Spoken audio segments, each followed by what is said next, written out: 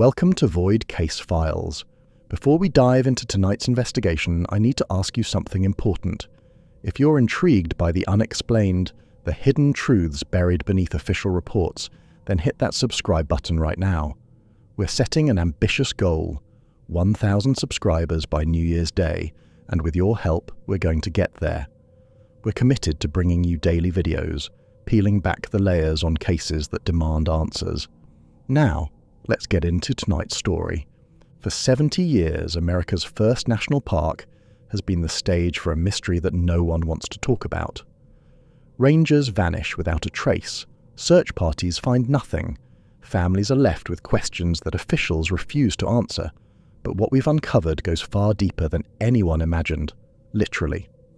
Tonight, we're exposing the 23-year cycle and the ancient terror that lives beneath Yellowstone's volcanic heart.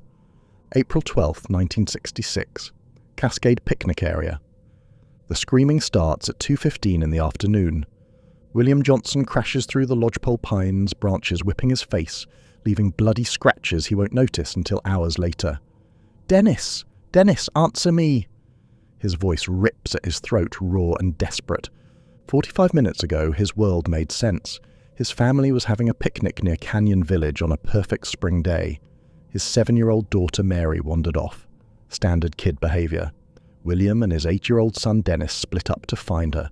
William found Mary within 10 minutes. Someone had already guided her to the ranger station. But Dennis never came back. William runs until his lungs burn, until his legs threaten to give out. Dennis knows these woods like his own bedroom.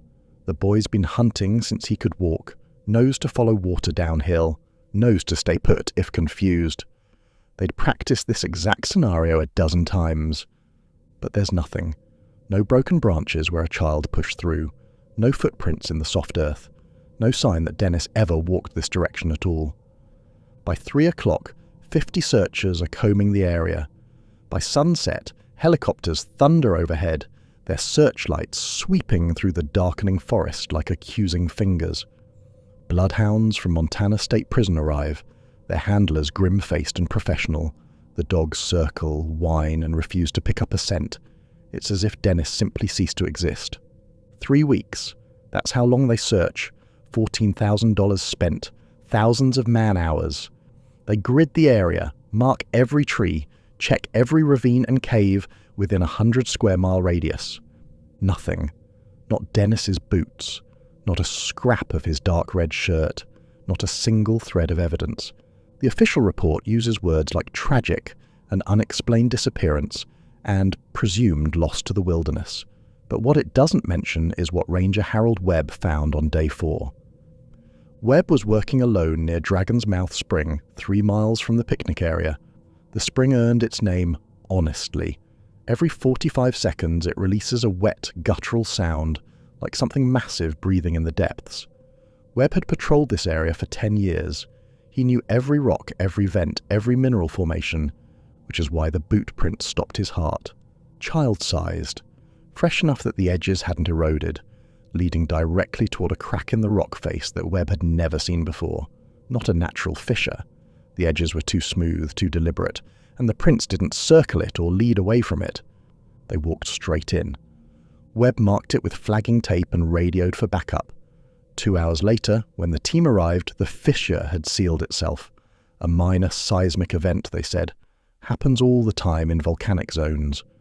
The boot prints were buried under rockfall so fresh you could smell the sulfur. Webb wrote about it that night in his personal journal, sitting in his cabin with a bottle of whiskey.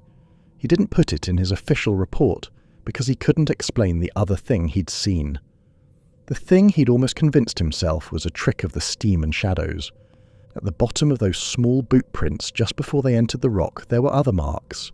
Larger, 6-pointed, like something had been waiting. 25 years pass. The Johnson case becomes a footnote in books about national park mysteries. The family holds a memorial service with an empty casket. William Johnson dies in 1983 and his last words to his wife are, "I should have found him." The fissure near Dragon's Mouth. Spring opens and closes with the volcanic cycles. Sometimes it's visible, sometimes it's not. Rangers learn not to go near it alone.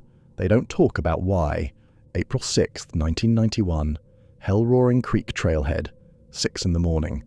Dan Campbell hoists his pack into his girlfriend's truck bed. His Australian shepherd, Freckles, leaps up beside it, breath misting in the cold air. The dog's tail wags, excited for the adventure, unaware this will be their last morning together. "You sure about this?" Linda asks. She's wrapped in Dan's jacket, shivering. She knows what he's planning.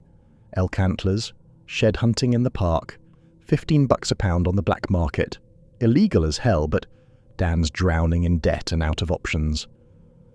4 days, Dan says. He's 42, built like a logger because he is one, with hands that can split wood all day without complaint. "Pick me up in Jardine on the 8th. I'll have enough to clear everything and start fresh." And he kisses her. Freckles barks once, impatient. They disappear into the tree line, man and dog, and Linda watches until they're gone. Something in her chest tightens. Women's intuition, maybe. Or just the cold. She never sees either of them again. When Dan doesn't show up on April 8th, Linda drives straight to the ranger station. She knows the route he planned. She knows about the 14 other horn hunters who were in that area. She knows this game has turned violent. Men with automatic weapons guarding territory like drug dealers. Dan's brother Billy will later tell investigators he heard 2 shots echo through the canyon that week. The search is immediate and massive. Dan Campbell is local, well-known, well-liked despite his recent troubles. They bring dogs and helicopters and ground teams. They interview every hunter, every backpacker, every person who was anywhere near Hellroaring Creek. They find absolutely nothing. No blood, no signs of struggle, no freckles. Dan Campbell, who could survive a week in the mountains with nothing but a knife and his wits, has simply vanished into the wilderness he considered home. But there's something in Dan's pack that bothers the young ranger assigned to process his belongings. Peter Hayes is new to Yellowstone, fresh from Grand Teton, still learning the rhythms of this strange volcanic landscape. He's sorting through Dan's maps when he notices a handwritten note on one. Dragon's Mouth Spring. Check vents. Elk sign. Peter knows that spring. He's heard the old-timers talk about it in hushed voices over coffee, about the ranger who found the boot prints there in 1966, about the sounds that come from below during certain times of year, sounds that don't match any geological explanation. Peter does the math.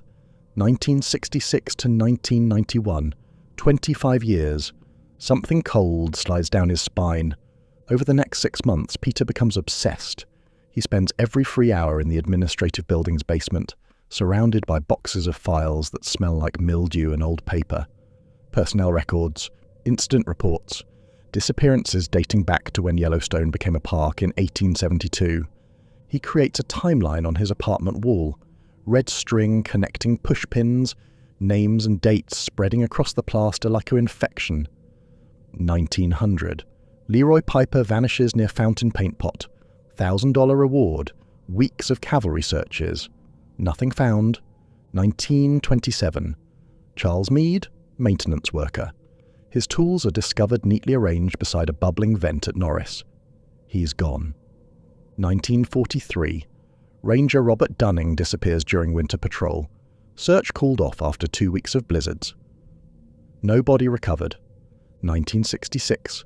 Dennis Johnson, 8 years old, boot prints leading into the earth. 1991. Dan Campbell, experienced outdoorsman, vanished. Not every case fits. Some are clearly accidents. Drownings with recovered bodies, bear attacks with remains. But there's a specific subset where people disappear near volcanic vents and nothing is ever found. Not clothing, not bones, nothing. Peter calculates the intervals. His hands shake as he writes the numbers. 23 to 25 years. Again and again. The variation matches Yellowstone's irregular volcanic cycles perfectly. It's October 2016. If the pattern holds, they're in an active period right now. Peter sits in Park Superintendent Catherine Mills's office, watching her read through his research. She's in her 50s, with the kind of weathered face that comes from 3 decades in the Park Service. She doesn't speak for 10 full minutes, just reads, her expression growing darker with each page. Finally, she looks up. "What do you think is causing this?" Peter takes a breath. Something biological. Something that's been in the deep volcanic chambers since before humans evolved. It uses the geothermal cycles for breeding or hibernation. Every 23 years it wakes up. And it hunts. Catherine doesn't laugh, doesn't tell him he's crazy. Instead, she unlocks a drawer in her desk and pulls out a file so old the paper has turned yellow. Harold Webb wrote this in 1991, 3 months before he retired. Peter opens it. Webb's handwriting is careful, methodical. Page after page documenting the same pattern Peter found. The report ends with a single recommendation, underlined 3 times. Something in the deep chambers. Biological. Active cycle, approximately 23 years. Requires immediate investigation and public access restrictions. This is not speculation. I have seen evidence. Why wasn't this investigated? Peter's voice is barely a whisper. Because Webb was 2 months from retirement and people thought he'd lost his mind. Because Yellowstone sits on a supervolcano and the last thing anyone wants is panic about monsters in the caves. Catherine pauses. But I knew Webb. He was the most level-headed man I ever met. And now you're telling me the same thing, 25 years later, without ever having seen his report. We need to go down there, Peter says. I know. 3 weeks later, Peter stands at Dragon's Mouth Spring with Catherine and Dr. Leonard Shaw from the University of Wyoming. It's a Saturday morning in November. The park is quiet. Tourist season is over. Nobody knows they're here. The entrance Peter found matches Webb's 1966 description exactly. A crack in the rock face, partially hidden by mineral deposits and constant steam. It's been sealed and reopened by volcanic activity dozens of times over the decades. Right now, it's open.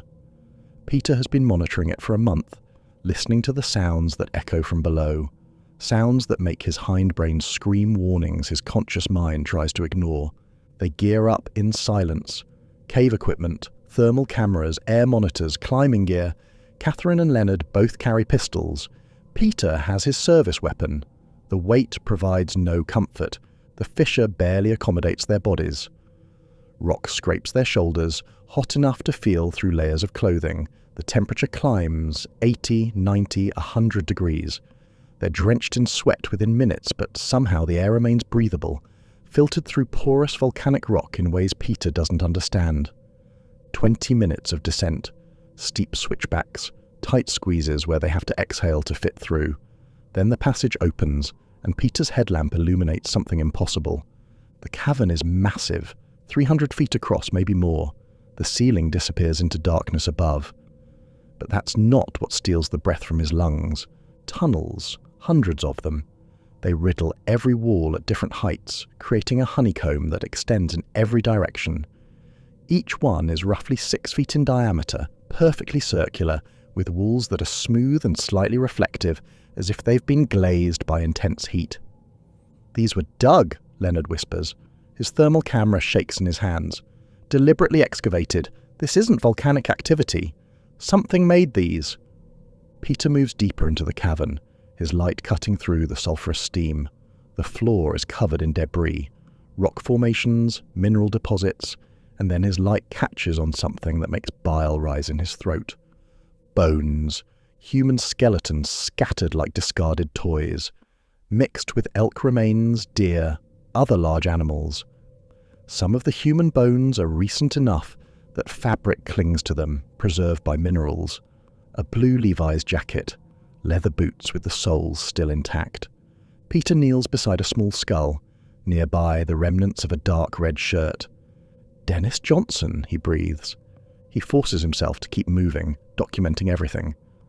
Further into the cavern, near a larger tunnel entrance, he finds a dog collar. The name tag is still legible. Freckles. Scattered around it are the bones of a middle-aged man. A gold wedding ring catches his headlamp's beam. Dan Campbell never left these caves alive. Catherine is examining one of the larger tunnels when her voice cuts through the sulphurous air. "Peter?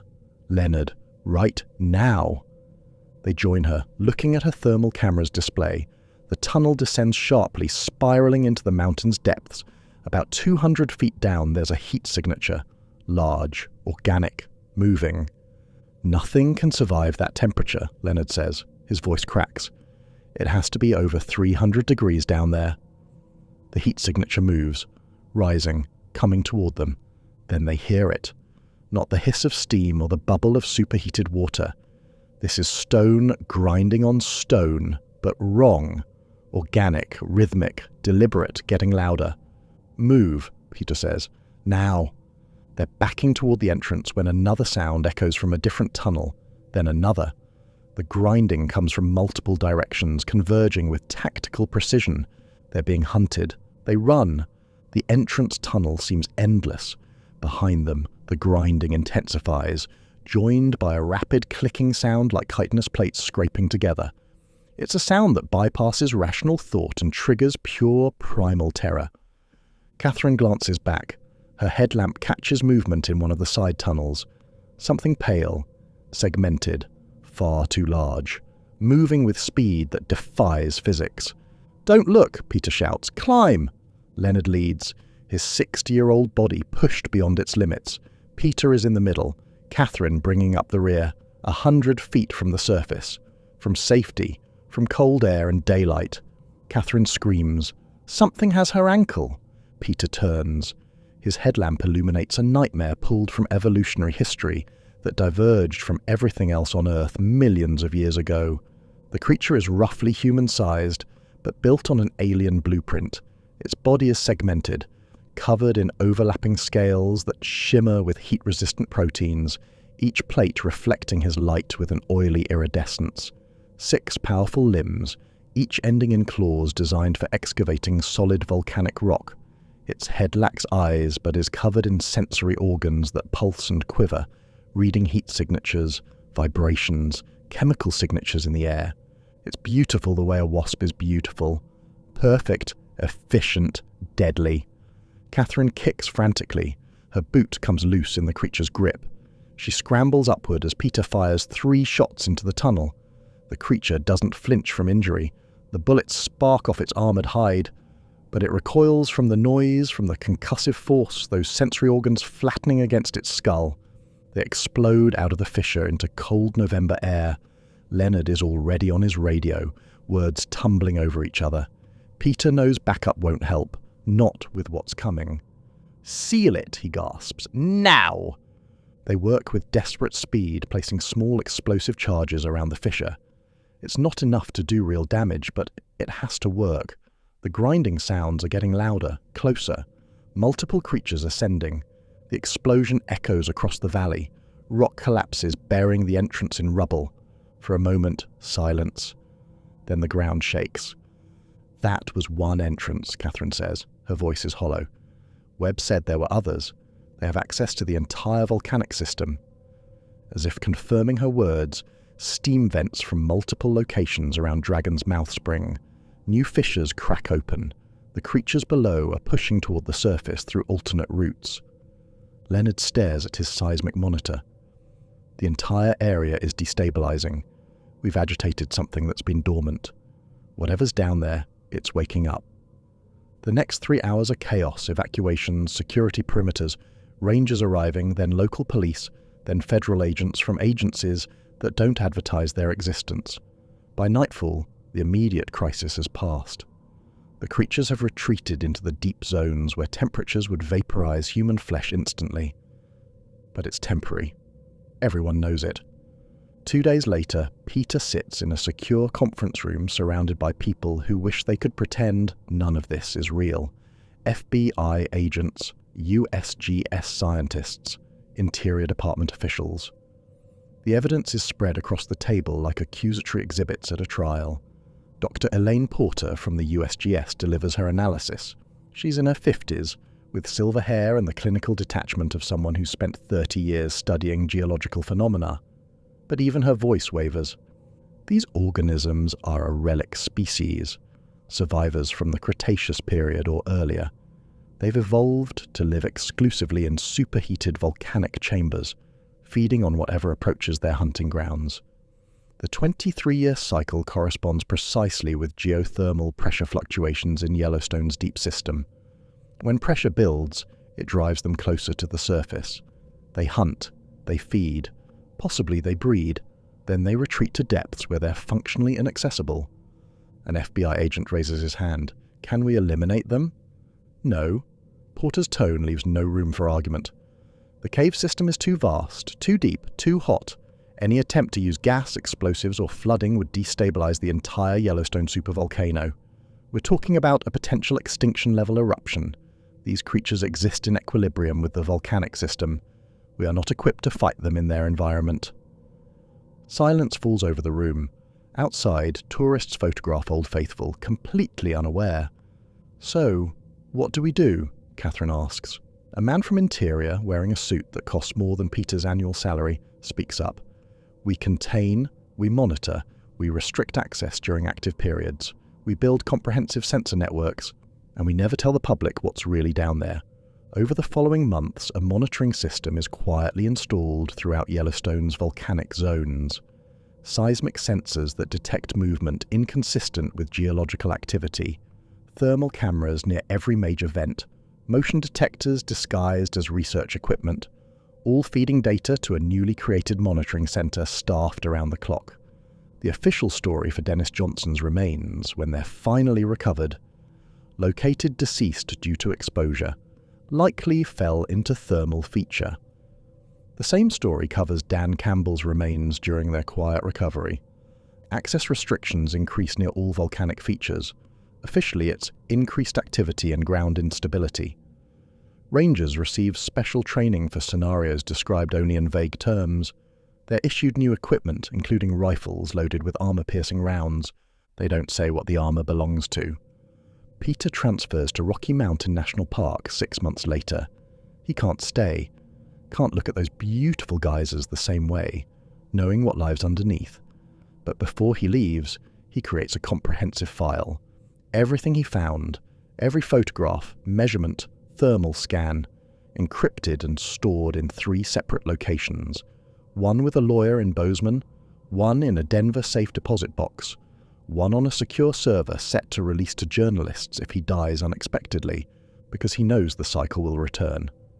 23 years from 2016 is 2039, and when it comes, someone needs to know what they're facing. October 2024, 8 years after Peter's discovery. Dr. Rachel Torres has been Yellowstone's chief ranger for 10 months. She transferred from Yosemite with enthusiasm and ambition, eager to protect America's first national park. She's been in her office for 14 hours when she notices something wrong in the seismic data. Increased activity near Dragon's Mouth Spring, fluctuations at Norris Geyser Basin, minor tremors clustered around volcanic vents, following a pattern that doesn't match normal activity. She pulls up historical data going back decades, and there it is, clear as daylight once you know to look. And now, 2024, right on schedule, 23 years, again and again. Her phone rings. Dr. Porter from USGS, now in her 70s, but still monitoring Yellowstone. You've seen it, Porter says. The seismic readings? Yes. What am I looking at? Access file Epsilon 17 in the classified archives. Director level clearance. Password is thermophile 23.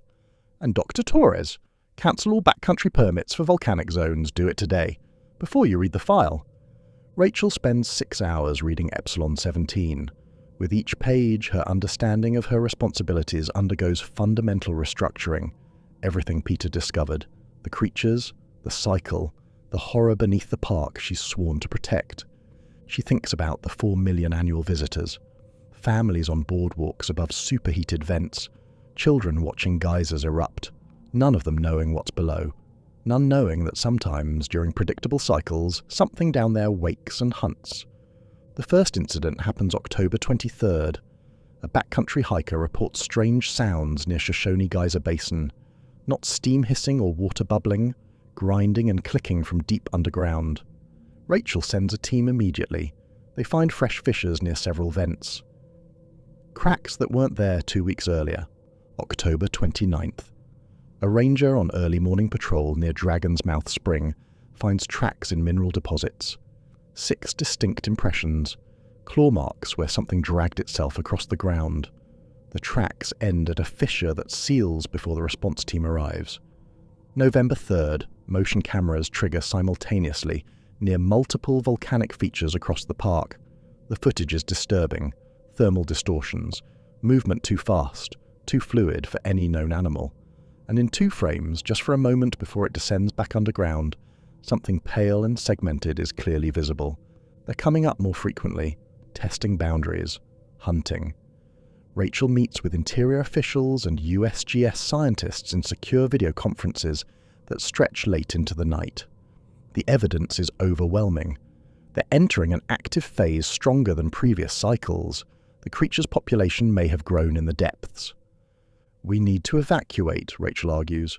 "Close the park. I don't care about the cost." "On what grounds?" an official asks from his safe Washington office. "We can't tell people the truth. The panic would be catastrophic." "Then lie," Rachel snaps, exhaustion making her reckless. Volcanic activity, earthquake risk, ground instability. Whatever it takes to get people out before someone else becomes bones in that cavern. They compromise. Rachel hates every second of it. Large sections close for geological survey work. Backcountry permits are suspended entirely.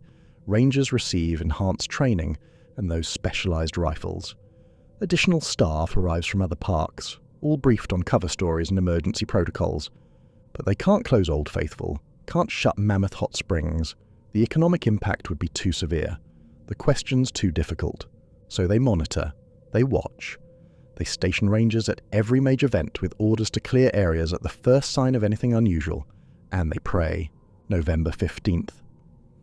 James Chen is doing routine boardwalk repairs near Old Faithful when he sees something that makes him drop his tools. A section of ground 20 feet away begins to rise. Buckling upward like something underneath is pushing with tremendous force. James is smart. He runs toward the visitor center, shouting for people to get back. Tourists think it's part of the show. They move closer, cameras ready. The ground collapses inward. A tunnel opens. Steam pours out in a column that rises 50 feet. For 3 seconds, something emerges into daylight. Pale, segmented, impossibly fast. The security footage is grainy but unmistakable. 6 limbs, armored body, eyeless head covered in quivering sensory organs. It surveys the tourists on the boardwalks in a moment that seems to last forever. Then it retreats like water flowing downhill. The tunnel seals moments later.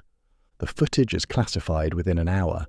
Witnesses are interviewed separately, their statements carefully documented, and then dismissed as misidentification of a steam burst. Most convince themselves that's what they saw. The human mind is very good at rejecting impossible things. But Rachel knows what it means. The creatures are getting bolder. They're doing what they always do during active periods. Hunting for prey to feed their young in the deep chambers where water boils and rock glows with heat. She looks at her calendar. 3 weeks into the active phase.